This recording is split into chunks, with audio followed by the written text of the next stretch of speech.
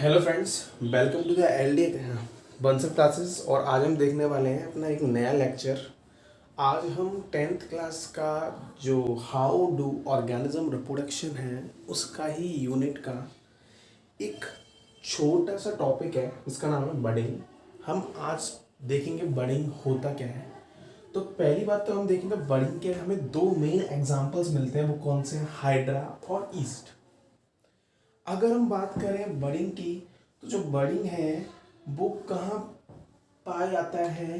जैसे कि हम बात करें, एक हाइड्रा ऑर्गेनिज्म हो गया, एक ईस्ट हो गया, दोनों के अंदर क्या पाया जाता है, बडिंग पाया जाता है। पर दोनों के अंदर जो बडिंग के केसेस हैं वो थोड़े डिफरेंट डिफरेंट टाइप के हैं।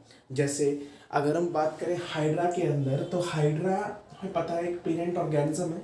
यहाँ पर क्या होगा, जो बर्ड लाइक प्रोजेक्शन हो रहा है जो जाके बाहर निकलेगा और सम टाइम लेगा, उस अच्छे तरीके से डेवलप करेगा, ग्रोथ करने के बाद पेरेंट बॉडी से भी अटैच है। जो न्यू ऑर्गेनिज्म है या न्यू हाइड्रा है, अभी वो पेरेंट बॉडी से अटैच है। ग्रोथ करने के बाद पेरेंट बॉडी से हट जाएगा, यहाँ से हटने के बाद एक नया ऑर्गेनिज्म बना देगा। बडिंग हम इसे क्यों बोल रहे हैं, बडिंग बोलने का रीज़न है क्योंकि जब ऑर्गेनिज्म बना था, पेरेंट ऑर्गेनिज्म से जो न्यू ऑर्गेनिज्म का फॉर्मेशन हो रहा था वो कैसा हो रहा था, एक बर्ड लाइक हो रहा था, इसलिए इसे क्या बोलते हैं हम, बडिंग। और बडिंग बोलने का जो मेन रीज़न है वो यही रीज़न है कि भाई जो ऑर्गेनिज्म पेरेंट ऑर्गेनिज्म है, पेरेंट ऑर्गेनिज्म से कोई भी न्यू ऑर्गेनिज्म बन रहा है, तो बनने के दौरान जो बर्ड डेवलप करके एक नए ऑफस्प्रिंग को बना रहा है, इसलिए इसको बोलते हैं मेथड ऑफ बडिंग। समझ में आया यहाँ तक। नेक्स्ट देखते हैं बडिंग का नेक्स्ट केस है जो कौन सा है, ईस्ट। अगर हम ईस्ट की बात करें तो हमें पता है भाई, suppose that this is a cell of east. Bird बना बना के उसने इतने सारे बडिंग कर लिए, और यही इसका बडिंग क्या है, ईस्ट का रिप्रोडक्शन। और हाइड्रा के अंदर कौन है बडिंग,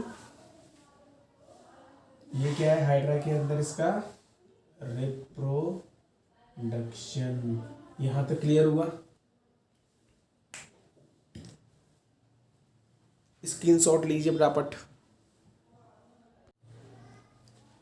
हेलो फ्रेंड्स, आज हम देखने जा रहे हैं अपना एक और टॉपिक जिसका नाम है फ्रेगमेंटेशन। तो फ्रेंड्स, हम फ्रेगमेंटेशन देखने जा रहे हैं। तो अब देखिए आप, फ्रेगमेंटेशन अपने दिमाग में पहले एक चीज डालिए, फ्रेगमेंटेशन और दूसरा जो है वो है रीजनरेशन। दोनों ही पॉइंट डिफरेंट है। फ्रेगमेंटेशन और दूसरा क्या है, रीजनरेशन, दोनों ही पॉइंट डिफरेंट होते हैं। अगर हम बात करें फ्रेगमेंटेशन की, तो फ्रेगमेंटेशन क्या होता है, सपोज दैट हमारे पास कोई भी ऑर्गेनिज्म है, यहां से लेकर यहां तक एक पर्टिकुलर रीजन, जैसे कि ये और ये, मैंने कहा है फ्रेगमेंट किसमें है, फ्रेगमेंट्स फॉर्म में। तो मैंने कहा कि यहां से लेकर यहां तक का organism in a particular fragments, अगर यहां से मैं इसे कट करता हूं, अगर मैं यहां से इसे कट करता हूं इस फ्रेगमेंट से, तो वो एक नया, यहां से इसका ये पार्ट कटेगा, कटने के बाद वही पार्ट जाके नए ऑर्गेनिज्म का डेवलप कर देगा।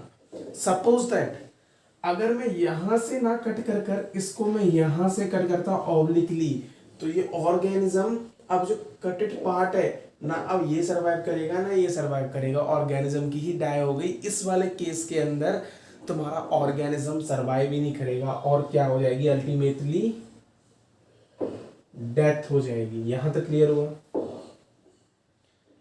अब हम देखते हैं कि सपोज दैट हमारे पास, पहले तो हम समझते हैं कि भाई पॉइंट क्या है, फ्रेगमेंटेशन होता क्या है एक्चुअली। तो फ्रेगमेंटेशन क्या होता है, एक टाइप ऑफ एसेक्सुअल रिप्रोडक्शन है। यहाँ पर जो पेरेंटल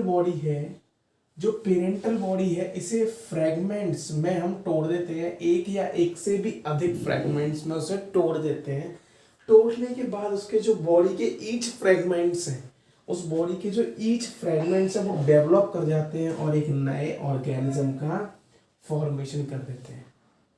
जबकि रीजनरेशन के अंदर क्या होता है, हम ऑर्गेनिज्म को तो देखते हैं, मान के चलो suppose that this is a phenomena, ये कोई ऑर्गेनिज्म है, ये वाला कोई ऑर्गेनिज्म है, इसमें कोई मैं पर्टिकुलर फ्रेगमेंट से नहीं काटूंगा, मैंने यहाँ से इसे कट कर दिया तो अब ये वाला पार्ट अलग डेवलप कर जाएगा और ये वाला पार्ट अलग डेवलप कर जाएगा ऑर्गेनिज्म के अंदर। इस फिनोमेना को बोलते हैं रीजनरेशन।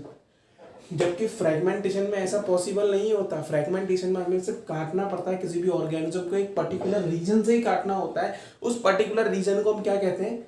फ्रेगमेंट। यहाँ तक क्लियर हुआ?